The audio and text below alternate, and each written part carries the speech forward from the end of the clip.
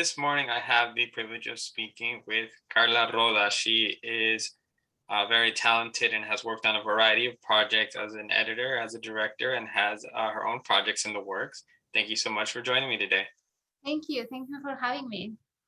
So it seems like it was with anyone, it's going to take a lot of work, a lot of time, a lot of effort to get to where you need to be, where you want to be, correct? Tell me a little bit about how you got into filmmaking. Well, I mean, I think I had my future almost designed for me. I will say that my parents are both in the film industry. So I think since I was a little kid, I was very much directed into that path. It's true that I started as a producer because my parents are producers, but I quickly realized that that wasn't me, like dealing with people. I was more like a lonely person. So that's when I discovered editing. And I started to kind of self-taught myself into programs. I started with Final Cut 7. On my college there was some classes, but it was never that focused into that. So I decided to just basically self teach myself through books and through internet to like how to edit. And that's how I started to get a little bit good at it, and I started practicing. And I took a lot of free jobs to be able to like practice those skills. And through those free jobs, people start to know me and start to know the kind of work that I did. And then I start to like grow as I went through, like word of mouth. This editor is good, this editor is good. Up to the point that it's been actually like 3 years I don't have to like give my resume. So that was a big accomplishment. That must be really nice. Yes. What is it about the editing process that you enjoy so much? Well, I think what I always describe editing like everywhere is like editing is just, or editors are like being magicians. We are able to do a lot of things. We are capable of making somebody look good, very good, somebody look very bad. We're able to like do a lot of things. So I think that was very attractive because it's a part of the filmmaking that is very, very creative, right? Like specifically I edit mostly documentaries, and normally documentaries don't have a script. So basically what you have to do is they give you like, let's say like 100 hours of footage, and they tell you more or less the story they want to tell, but they don't know how to put it together. So as an editor, it's your responsibility to basically like put these pieces together and just start like building scenes and building trying different things without really knowing the direction, but just with idea. And I feel that it's extremely creative, and that's basically the type of person I am. And also the other thing is like I said, I'm really much like a person that likes to work by like individual, like as an individual, although post-production has a lot of collaboration, right? Like after me there is sound editors, colorists, graphics. But when I'm in my office and I'm alone, it's just the best moment. I'm here in hours, sometimes too many hours. Yeah, trying things. And I think that's the beauty of it for me. So like kind of like you're just saying, interesting, too many hours. Do you ever set yourself a limit on this? Because I assume that kind of like me, you're always, this can be better regardless of how good it is. You're in your mind, this can always be better. Do you set yourself a time limit or something like that? I try to. The other thing is like I work from home, let's say, right? Like I have my office in the house, but I'm still working from home. So it's hard when you work from home to actually put yourself hours, because the kitchen is right there, the Yeah. there. But it's true that I try to put myself, and more as I grow older, try to put myself some boundaries about like, this is the time I start, this is the time I finish, and I have to let it go. Even if I'm not happy that day, maybe next day I will be more happy about what I just finished. But when I'm in deadlines, when I'm like kind of the last stages of a project, it's true that I spend a little bit more extra hours for what you're saying, trying to also always give the best of that project and make sure that when I deliver I'm really happy with it. Great. And for anyone wanting to get into editing, what are some qualities that you find that editors have in the industry? What are some things that people need in order to be successful?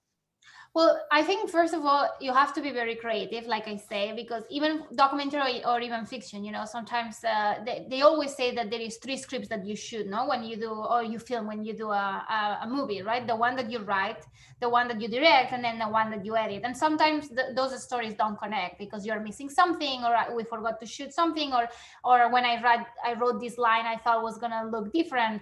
So as an editor, you are the last person that writes the story, so sometimes you have to be very creative, so you have to think outside the box of how to make things work that maybe they don't exist but they have to exist somehow. The other thing is, I feel you have to be very patient with a lot of people. So specifically with director, producers, and clients, you have to be very patient because sometimes they know better than you. That's what they say. So you have to be extremely patient about that.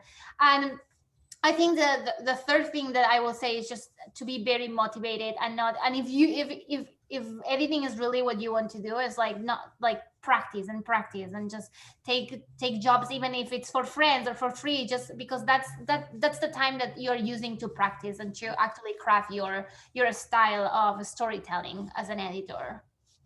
And that's a very good point. And I see by your scope of work that you're not really, you don't really shy away from any particular type of genre or type of film. You have documentaries, you have films, you have Yeah. almost some commercial type things. Do you like to just branch out? Yes, I do like to branch out because sometimes, documentary editing takes, sometimes depending on the project, it could take like 8 months to like 12 to even 16 months, So sometimes you spend so long into a project like that then it's like, okay, I want to do something easier. And then you jump into a fiction movie just because, there is a script and there is, the deadlines are much more tight, so that you're going to be done in 4 to 8 weeks.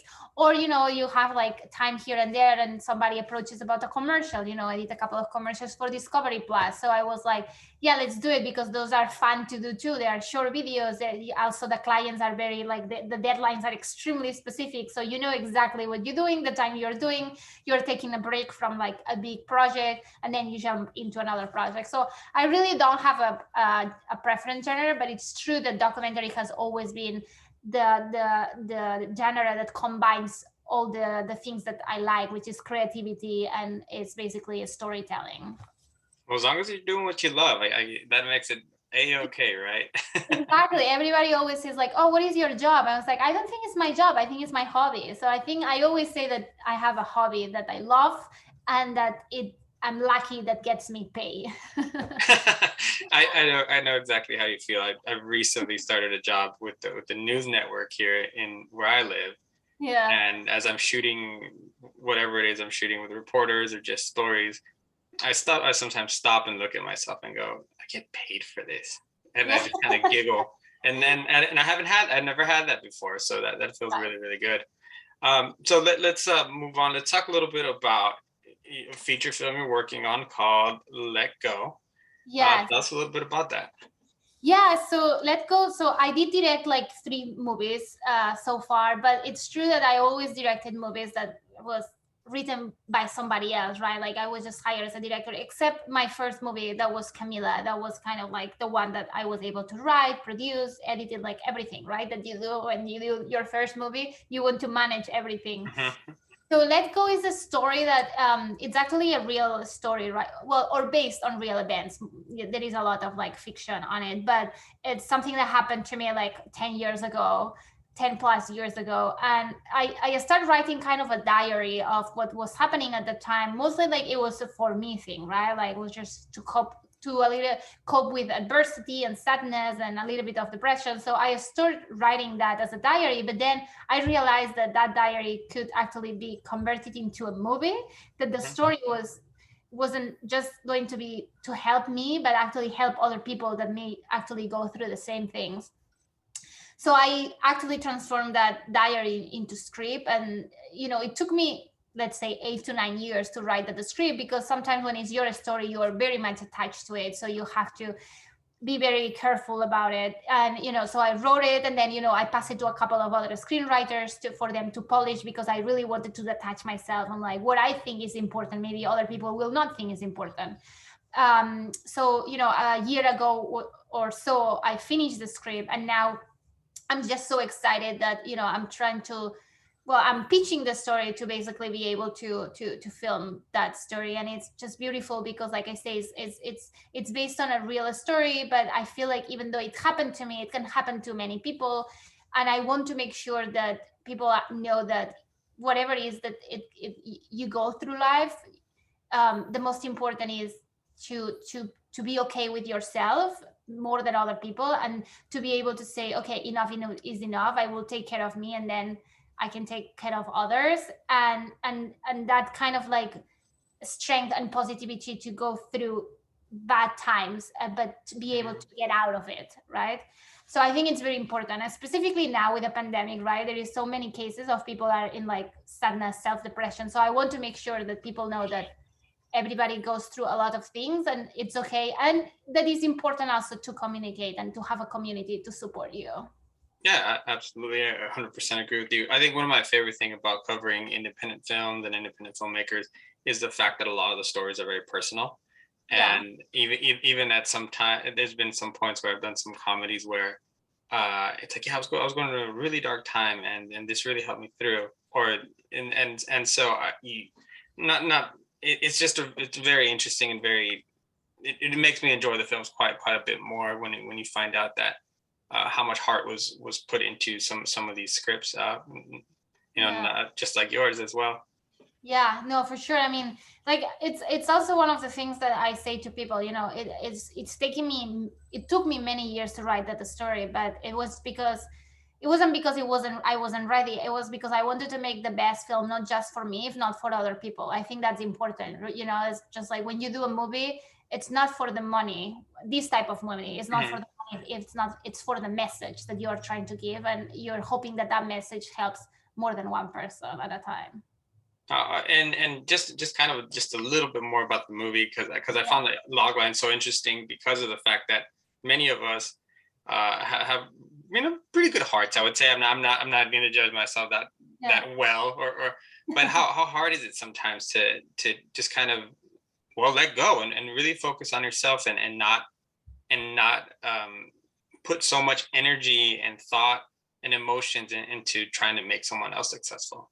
Well, I think we kind of are educated, or a lot of people are educated about, like, give Hmm. and like help others, and that's gonna make, it's gonna be your deed, and it's gonna make you be successful because you just have to help other people. But sometimes I have to stop and say, like, yes, we have to help other people. We have to have this community. We have to support each other. But it's so important to take care of yourself, because if you are not good, you cannot do good for others, Hmm. right? If you're mentally not good, nothing that you do for others will actually have any meaning, because you're basically lying to yourself, right? Like, I have to help that person is going through something, but I'm going through something bigger for me. So I think it's extremely important. Sometimes we have to stop and say, I have to take care of myself, and then I can help better others. And it's hard because we are educated, or in a way that, we have others come first, just because you have to help people. But sometimes it's not true. Sometimes you have to help yourself first, because if not, if you don't do that, then you go to people go to mental health really badly, like depression, even, you go to suicide, because you just basically let yourself go. But as you as a human, as mentally, and we have to make sure that we don't arrive to that point, that we take care of, we ask for help if we need it, and then we can go and take care of others. And it's so strange that the term self-care it seems so new, right? Yeah. And sometimes people feel selfish. I was like, oh no, Hmm. I have to take care of myself. I was like, oh, how selfish of you. Somebody was like, no, I get it. And I know, but I am also bad. So I have to take care of myself. Like, I have to self-care me, and then I can care for others. And and sometimes with the story also, it's kind of this parallelism too, of sometimes others don't need your help, or they don't want your help. Yeah. Sometimes it's also like the boundary on, like, how much can you help somebody that doesn't want to be helped, correct? So it's just kind of like, yeah, it's that word self-care or care of others. It's like the boundaries of all of that. That's what the movie talks about. It's like a choral movie. It's not just one main character. There is variety of main characters, different stories within one story that are almost different aspects of this self-care. Yeah, absolutely, and I'm really excited to see that develop just because of that. And it's a very interesting topic and a very timely topic, kind of like you're saying, because of the situation that all of us find ourselves in. Exactly. One note that I have here is that you are the only Spanish woman currently editing projects for HBO. How is that? Hi. I don't know. I thought, well, I mean, let's be honest. It's been a hard road for us as like let's say immigrants, because Mm-hmm. we Spanish speakers, but we are from different countries, right? So it's like we have these common Spanish, but we are all immigrants, right? So it has been really hard for women to be able to pass men sometimes, right? Like in history, it's like we always have taught like women's in front of well, like behind a great man that is a great woman or something. And sometimes I was like, stop, that sentence doesn't have any sense. It's next to a great man there is a great woman. It has never to it's not behind, it's not in front. We have to have equal opportunities. We have to be equal in everything. There's no competition here of who is the, it's just we have to be equal. So it has been very hard for us to do that, specifically in post-production, right? It has always been a men war, and you can see it in a lot of credits, when you see shows, but nowadays, like in the past 5 years, I will say, and it's growing, like we have seen a rise of a lot of women editors, and specifically Spanish speakers, from Latin countries, from Hispanic countries, and it's extremely excited. It's very, very slow, but we are getting there, and I'm really excited what is going. This time it's true. I have the opportunity to edit a docuseries, and also about the topic that it's a country from, it's like from Puerto Rico, the Mm-hmm. story. So it's exciting because they are also buying stories that are not American like American or English speaking center, is also from other countries. So that's very exciting. Yeah, it was interesting to me that because HBO, especially HBO Max, had really pushed for a few minutes their Palante kind of initiative. I would have thought there'd be a little bit more opportunities that were diversified. So, but what are some of the things that you think, besides just that classic machismo that sometimes um, is the reason for that lack of representation? Well, I think we are just like, it's history, right? Like sometimes it's very hard to change history. We have been through a pattern for most of our times. Like I say, men has always been the ones that has been in front of a lot of these entertainment positions. So sometimes it takes time to change that. It takes time to change the tick, right? Of somebody, of like, okay, that's no longer an option. Now we have to. So I think, things sometimes we want them to go faster than we want. Sometimes they just go slower because we have been existing for a very long time. So I think it's going there. I think the a lot of like organizations that are coming now, for example, for editors, there is like an organization called BOP Editors, which is editors promoting editors of color, editors of other countries, or there is even the Association of Documentaries also promoting people from different countries as an editors. I think we just need this type of like these communities, not to keep growing and to keep pushing to all these uh, uh, Hollywood system on basically the equality. I think we're getting there. We also, with unfortunately the Me Too movement had like the message was because of all these sexual abuse allegations, but also that Me Too movement pushed a lot of things, and on the equality of like and the treatment that women were receiving. So I think we are, like I said, like we are getting there, but we just need time because we have been for a very long time in our brains were registered that was the only option, and now we are seeing that that's not true. Yeah, I like that. Just we need to convince ourselves that yes, we are good enough, that we are capable of doing the same quality, if not better, than some of the people that are established. Yeah. So, yeah. That's a great thought. It's funny because I talked to some of the actors because of some of the roles that some, some of the Latinas play. It's always, the maid. It's always the narco. It's always people like that. But was what somebody was telling me was, hey, it's kind of the same vein that you're telling me. Is like, hey, we just gotta be a little bit patient. Our time is coming. They mentioned so some of the parallels between the African American community and Yeah. how now because of the success in filmmaking with films like 12 Years a Slave, Black Panther, with Judas and the Black Messiah, and so many others. These are their opportunities that have grown so much, and we're coming. We're right there, right behind them, and we're gonna shine Yeah.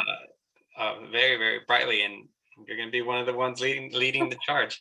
I hope so. I mean, it's for example, we saw it last year, right? In the Oscars, there was 3 women nominated as best directors. It was history. So I think we are getting there. We want to go faster, and I really want to go faster, but Yeah.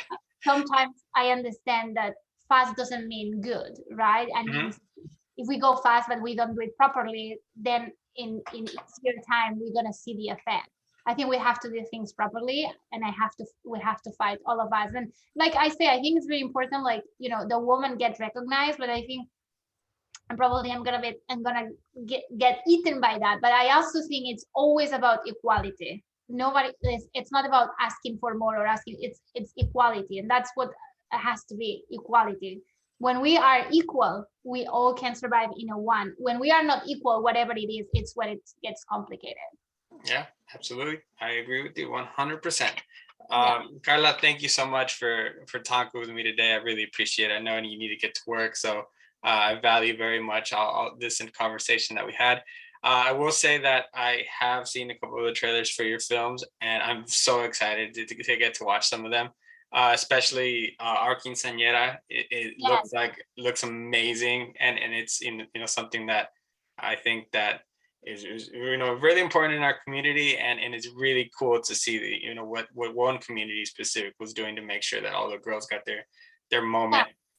And I think now that you mentioned I think projects like that is also what is gonna open doors a lot too. It's like projects like that about quinceañera. I had another project about DACA.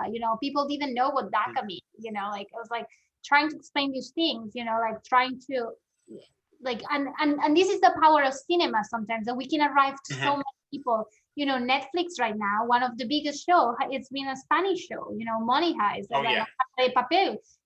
We couldn't think about that. Or another show that was very very serious, like Lupin, which is from France, or even like what is called Squid Game, which is from like right now we are seeing that like the entertainment has the power of doing these things, of recognizing communities that probably we wouldn't recognize, if things like that. So I think cinema has a very, very important role to be able to arrive or where we want. Yeah, absolutely. These platforms really have the opportunity to give projects like this a sense of validity, and in that way people tune in to check it out at least, and then you end up actually learning something. Exactly. Carla, thank you so much again. I appreciate it, and I hope you have a wonderful day. And hopefully I'll be talking to you soon about either this specific project that you're working on, or maybe another one in the future. Yes, for sure. My pleasure. All right, take care. All right, bye. All right, bye-bye.